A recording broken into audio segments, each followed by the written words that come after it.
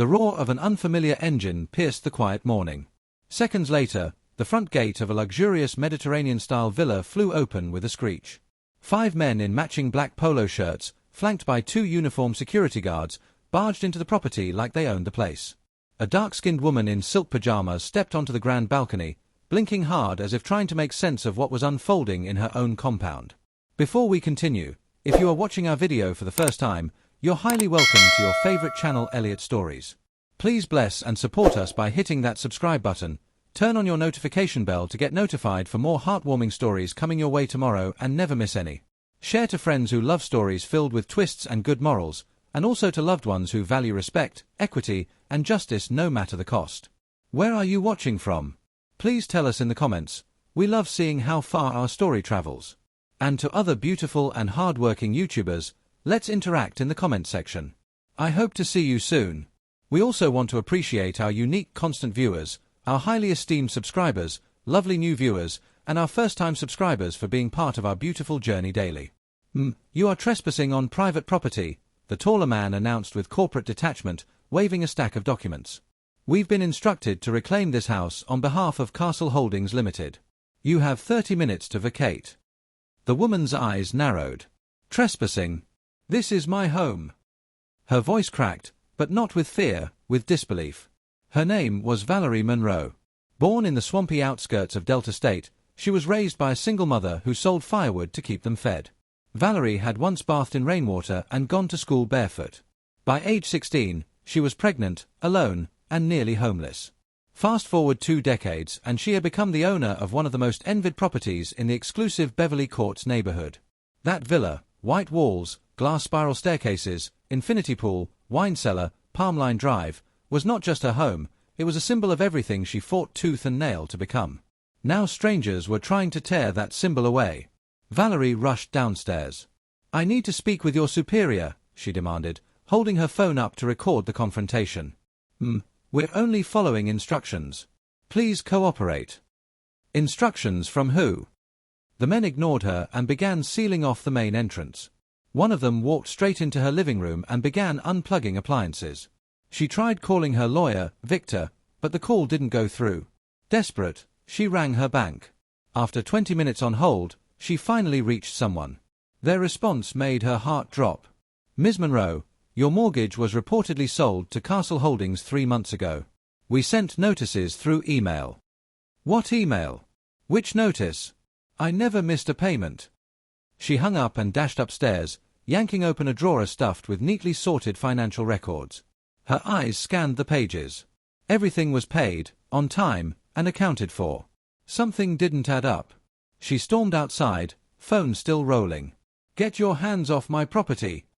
But the men were already loading boxes into a truck. One of them even took a framed photograph of her and her now-grown son, Mason. That broke her. Valerie sank to her knees on the front steps. Neighbors peeked from windows, some even stepped outside in curiosity. No one offered help. 1 hour later, she stood barefoot outside her own gate, holding nothing but her phone and the pajamas on her back. She walked for hours. Angry, humiliated, confused. Eventually, she landed at a quiet cafe downtown, a spot she used to frequent when she couldn't afford better.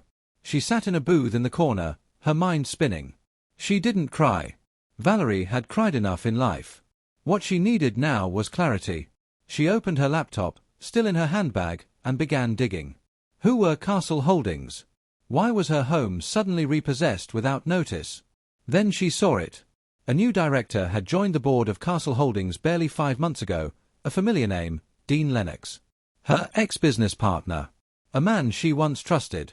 A man she had exposed for embezzlement 2 years earlier, costing him his career and reputation. And now, he was back.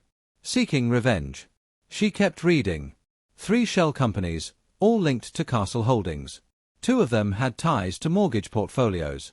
He'd somehow manipulated paperwork, transferred her home's title into a business asset category and called in the mortgage default clause, claiming unpaid taxes she had paid, but that were never properly filed due to a former accountant she'd fired. It was malicious, calculated, and it was illegal. Valerie's fingers danced on the keyboard.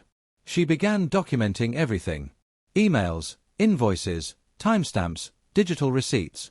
Then she reached out to a tech-savvy friend named Bowler who once helped her set up a secure data room for clients. "Can you help me trace the transaction chain?" she asked. "Give me 4 hours," Bowler replied. Valerie didn't wait. She called Victor again. Still unavailable. She tried 3 more legal contacts.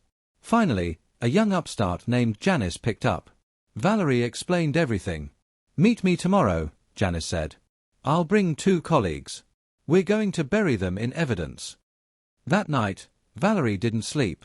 She checked into a modest shortlet in the city, pulled out every file she had ever saved, physical or digital, and crafted a timeline that no judge could ignore. The next morning, she showed up at Castle Holdings' downtown office, not alone. Janice and her team accompanied her, along with 2 journalists and a camera crew. Valerie had learned long ago that justice moves faster when cameras roll. At first, the receptionist tried to stall them. But when the journalists introduced themselves, the staff relented. They were ushered into a boardroom. 10 minutes later, Dean Lennox entered. He looked startled. Well, Valerie Monroe. You always did love theatrics." Valerie stood. "Theatrics? You illegally seized my home and you're calling this theatrics?" Dean scoffed. "It was business." Janice stepped forward. "Illegal business. We have the records. Fabricated notices, manipulated filings, false tax claims, all of it. Your so-called acquisition broke 3 federal statutes." Dean's smile faded. "We're giving you an opportunity," Janice continued. "Return the property immediately. Or we go public. Lawsuit. Press. Sec. You name it." Dean tried to call their bluff, until one of the journalists held up a USB stick. "Guess what's already scheduled to air on primetime tonight?" Dean caved. But Valerie wasn't done. "I don't just want my house back," she said. "I want an apology. On record. And I want restitution for emotional damage." Dean looked at the lawyers. Their silence was telling. 3 weeks later, Valerie moved back into her villa. But she didn't throw a party. Instead, she hosted a conference in her living room. She invited women from underserved communities, single mothers, small business owners, survivors of betrayal and financial loss. She told them her story, not with bitterness but with honesty. Then she launched an initiative called Project Comeback, offering free legal support and digital literacy training to women fighting unjust property seizures. Months passed. Valerie grew even stronger. Her story was picked up by several media outlets. But she didn't bask in fame. She remained grounded. One evening, as she walked through the same front door she once stood outside barefoot, her son Mason hugged her tightly. "Mom, you're a warrior," he said. "No," she replied, smiling, "I'm a reminder." A reminder that resilience backed by truth cannot be erased. Moral lesson. Never underestimate a person's journey or worth based on their past. Valerie's story teaches us that dignity, hard work, and truth will always rise above manipulation and injustice. When systems fail, courage and wisdom become the shield. And in a society where power often silences the weak, one brave voice with the right tools can shake the table. This story was humbly crafted and brought to you by your favorite channel Elliot Stories. Catch you on the next one. Huge appreciation from Elliot Stories.